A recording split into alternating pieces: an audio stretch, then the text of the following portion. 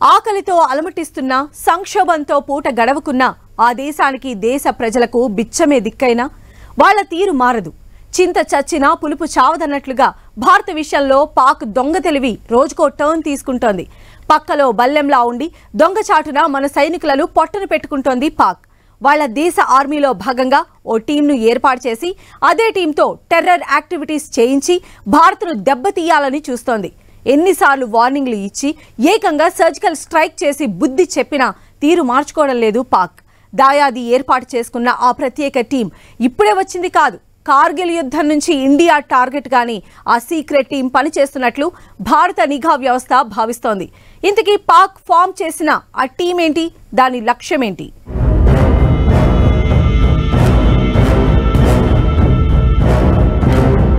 హద్దులు దాటిపోతున్న Pak terror activity. సైన్యంతో ఉగ్రవాద చర్యలు చేయిస్తూ కవ్వింపులు. కడుపు ఎండుతున్న భారత్ టార్గెట్గా కుట్రలు. బరువు లేదు, పరపతి అసలే లేదు. రోజు రోజుకు పరిస్థితి దిగజారుతోంది. తినేందుకు తిండే దిక్కులేదు. అయినా పాకిస్తాన్ టార్గెట్ భారత్ ఒక్కటే. దేశం అభివృద్ధి చెందాలని పాలకులు కోరుకోరు. ప్రజల్లో మార్పు రాదు. ఉగ్రవాద చర్యలతో మంట కాగడమే పాక్కు అలవాటైపోయింది.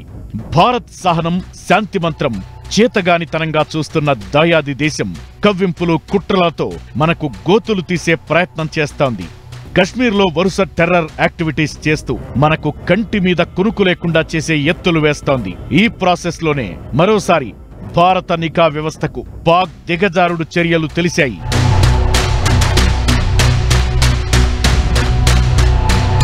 కొన్నాళ్లుగా కశ్మీర్లో టెర్రర్ యాక్టివిటీ విపరీతంగా పెరిగిపోయింది. 370 ఆర్టికల్ రద్దు తరువాత పరిస్థితులు చక్కబడ్డాయనుకున్న భారత్కు మరో రూపంలో పరీక్ష పెడుతోంది పాక్.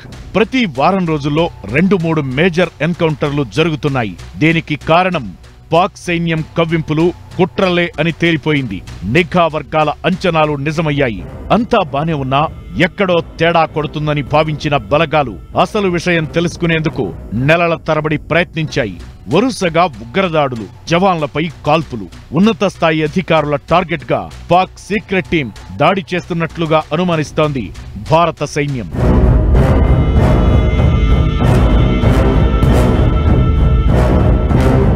ఈ మధ్యే భారత భూభాగంలోకి చొరబడేందుకు జరిగిన ప్రయత్నాలను మన సైన్యం తరిమికొట్టింది. జమ్మూ కశ్మీర్ కుప్వారాలో ఓ ఉగ్రదాడిపై కీలక విషయాలు బయటపెట్టింది భారత ఆర్మీ. కుప్వారాలో దాడి చేసింది పాకిస్తాన్ ఆర్మీకి చెందిన బార్డర్ యాక్షన్ టీమేనని స్పష్టం చేసింది. ఈ అటాక్ లో పాకిస్తాన్ కు చెందిన ఒకరు చనిపోగా 2 గాయపడ్డారు. ఉత్తర కశ్మీర్లోని మచల్ సెక్టార్లో పాకిస్తాన్ ఆర్మీకి చెందిన బార్డర్ యాక్షన్ టీం చేసిన దాడిని భారత సైన్యం తిప్పికొట్టింది. పాక్ ఆర్మీకి చెందిన బార్డర్ యాక్షన్ టీం ఉగ్రవాదులు భారత భూభాగంలోకి చొరబడటానికి సాయం చేస్తోంది. మచల్ సెక్టార్లోని కుంకడి ఫార్వర్డ్ పోస్ట్ వైపు వెళుతున్న వారిని భారత భద్రతా దళాలు పసిగట్టాయి. వారిని ప్రశ్నించేలోపే పాక్ ఆర్మీకి చెందిన బ్యాట్ స్క్వాడ్ కాల్పులు జరిపి వెనక్కి పరుగులు తీసింది. అలర్ట్ అయిన భారత సైన్యం ఎదురు కాల్పులు జరిపింది. దాదాపు 3 గంటల పాటు ఫైరింగ్ జరిగింది. ఈ ఘటనలో 3 భారత జవాన్లు తీవ్రంగా గాయపడ్డారు.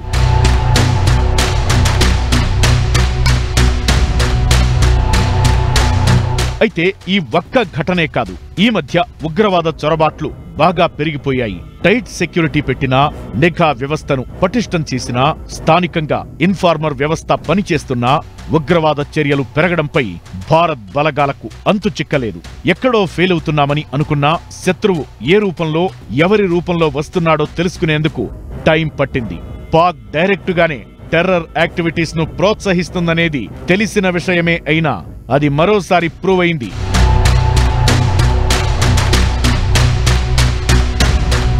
పాక్ భద్రతా బలగాలు డైరెక్టుగానే భారత్పై పోరాడుతున్నాయి. ఉగ్రవాద కవ్వింపులు ఎలాగూ ఉంటూనే ఉంటాయి. అటు పాక్ సైనికులు, ఉగ్రవాదులు కలిసి ఉండే టీమే బార్డర్ యాక్షన్ టీం. దీని కుట్రలకు లెక్కేలేదు. అచ్చం పాకిస్తాన్ సైన్యంలా పైకి కవరింగ్ ఇస్తుంది. గుట్టు చప్పుడు కాకుండా, నిఘాకు చిక్కకుండా భారత్ సైన్యంపై కాల్పులు జరిపి ప్రాణాలు బలి తీసుకోవడం వాళ్లకు మానసిక ఆనందమైపోయింది. ఈ కుట్రలను పసిగట్టిన భారత సైన్యం కౌంటర్ ఆపరేషన్ స్టార్ట్ చేసింది. కుక్క కాటుకు చెప్పు దెబ్బ అన్నట్లుగా బార్డర్ వెంట నిఘాను స్ట్రాంగ్ చేసి ఉగ్రమోకలకు కళ్ళెం వేసే ప్రయత్నాలు చేస్తోంది భారత సైన్యం.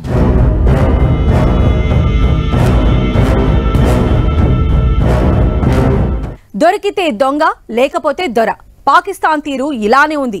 అటు జవాన్లు, ఇటు ఉగ్రవాదులతో టీం ఏర్పాటు చేసి భారత్ మీద దాడి చేయిస్తోంది పాక్. కానీ ఆ టైంలో ఎవరైనా పట్టుబడితే మాత్రం తమకేం తెలియదంటోంది. ఉగ్రవాదులతో తమకేం సంబంధం లేదంటూనే వాళ్లను దేశ సైనికులతో సమానంగా చూస్తూ భారత సైన్యాన్ని రెచ్చగొట్టే ప్రయత్నం చేస్తోంది. సరిహద్దుల్లో అలజడికి ఉగ్రవాదులే కాదు, పాక్ ప్రభుత్వం కూడా కారణమే. దొంగచాటు దాడుల కోసమే బ్యాట్ను ఫామ్ చేసింది పాక్ సర్కార్. కానీ తమకేం సంబంధం లేదంటూ కలరింగిస్తోంది. దొంగే దొంగ దొంగ అని అరిచినట్లుగా వ్యవహరిస్తోంది. అసలు బోర్డర్ యాక్షన్ టీం ఎప్పుడు ఏర్పాటైంది? ఇప్పటి వరకు ఆ సీక్రెట్ టీం చేసిన దాడిలో ఎంతమంది భారత జవాన్లు చనిపోయారు?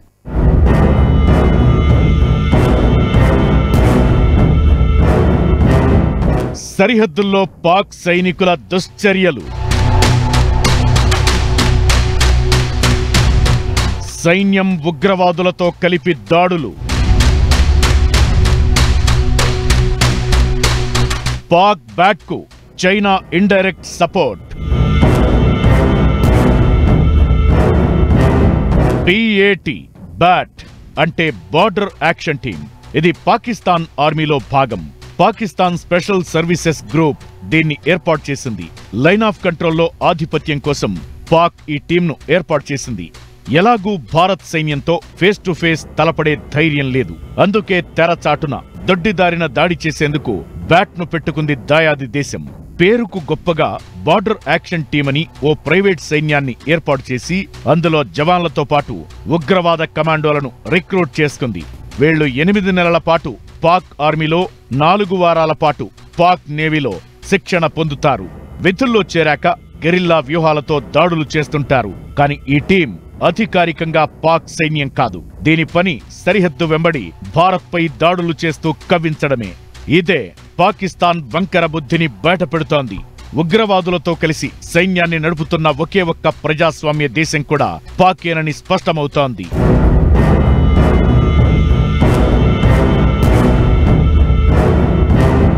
బ్యాట్లో ఉగ్రవాదులను నియమించడంలో పాక్ ఎత్తుగడ వేరే ఉన్నట్టు తెలుస్తోంది.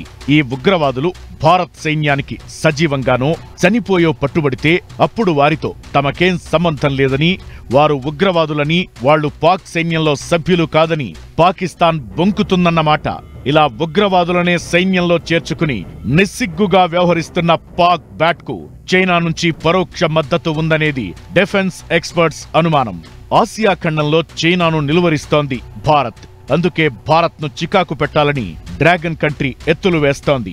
పాక్ బార్డర్ యాక్షన్ టీంకు సహకారం అందించడంలో చైనా కుట్రల వెనుక మరో రీజన్ కూడా ఉంది.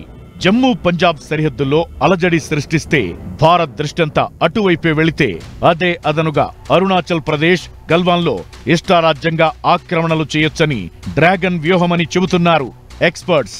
స్పెషల్ ఫోర్సెస్ వాళ్ళు ఎప్పుడైనా సరే నార్మల్ సోల్జర్ కన్నా సరే చాలా బాగా ట్రైన్డ్ అతను. సో అతను డైరెక్షన్ ఇచ్చి మిగిలిన వాళ్ళని చనిపోయినా సరే ఓవరాల్ ఒక మిషన్ కోసం అని డైరెక్షన్ ఇవ్వగల లీడర్షిప్ ఉన్న వాళ్ళని వాళ్ళు తీసుకుంటారు. ఈ బ్యాట్ అంటారు వీటిని బేసికలీ బోర్డర్ యాక్షన్ టీమ్స్ కింద వాళ్ళు ఫామ్ చేశారు. ఎందుకంటే ఇంతకుముందు వీళ్ళు చేస్తున్న చర్యల్లో అంత సక్సెస్ లభించలేదు. కానీ దీన్ని మన సైన్యం మాత్రం ఖచ్చితంగా చాలా విపరీతంగా ఖండిస్తుంది. తర్వాత యాక్షన్స్ కూడాను చాలా సీరియస్గా తీసుకుంది. పాక్ బార్డర్ యాక్షన్ టీం దుశ్చర్యలు ఇప్పుడే బయటకు రాలేదు. గతంలో ఎన్నోసార్లు వాళ్ల కుట్రలు వెలుగు చూశాయి. కానీ ప్రత్యేకంగా ఓ టీంను పెట్టి మరీ రెచ్చగొడుతున్నారన్న విషయం తెలిసి భారత సైన్యం కూడా అలర్ట్ అయింది. అయితే 1999లో జరిగిన కార్గిల్ యుద్ధం నాటి నుంచి ఈ బార్డర్ యాక్షన్ టీం యాక్టివిటీ ఉన్నట్టు తెలుస్తోంది. కార్గిల్ వార్ సమయంలో భారత ఆర్మీ కెప్టెన్ సౌరభ్ కాలియాను పాక్ బ్యాట్ చిత్రహింసలు పెట్టి చంపినట్టు తెలుస్తోంది. ఆ తరువాత అతని డెడ్ బాడీని భారత సైన్యానికి అప్పగించారు. 2000 సంవత్సరంలో నౌషేరా సెక్టార్లో 6 భారత జవాన్లను పొట్టనబెట్టుకున్నారు. 2008లో ఓ భారత సైనికుణ్ణి సజీవంగా పట్టుకుని తల నరికి చంపేశారు పాక్ బార్డర్ యాక్షన్ టీం సభ్యులు.